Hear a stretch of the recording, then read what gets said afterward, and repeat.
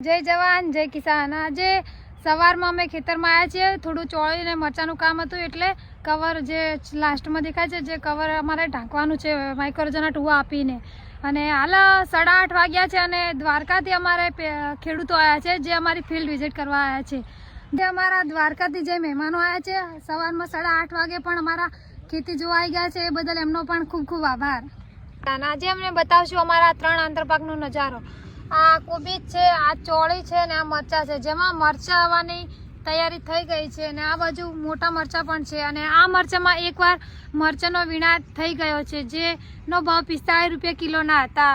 આ ઝાડ બહુ નાના છે એટલે વિકાસ ઓછો થાય એના માટે અમે ફળ આવ્યા ત્યાં તોડી નાખ્યા છે। અને આ બાજુ ફૂલોની ખેતી છે જેમાં ફૂલ પણ આવી ગયા છે। અને આજ તો ફૂલ આપણે ઘરે તોડીને લઈ જઈશું, કારણ કે ઘરે સદારામ બાપાના મંદિરે અને અમારા જે સધીમાના મંદિરે છે ત્યાં અમે મૂકશું। અમારે ગમે તેવો પાક હોય પહેલાં અમે મંદિરે મૂકીએ છીએ, કારણ કે આખી સિઝનના ભાવ અમને સારા મળે છે, પણ પહેલાં શરૂઆત અમે ઘરથી કરીએ છીએ। આ અમારો ચોળી મરચાંનો આંતરપાક છે અને આ બાજુ છે આ છે ગલગોટા ચોળી અને કોબીજનો આંતરપાક। તો અમારો આંતરપાક તમે જોતા રહેજો હવે। અને બધી તૈયારી થઈ ગઈ છે, ફૂલ પણ આવવાની શરૂઆત થઈ ગઈ છે અને મરચાંની પણ તૈયારી થઈ ગઈ છે। 3 આંતરપાક લગાવ્યા હતા એટલે હવે 2 પાક તો ચાલુ થવાની તૈયારી છે અને ચોળીને હજી થોડો સમય લાગશે। આવા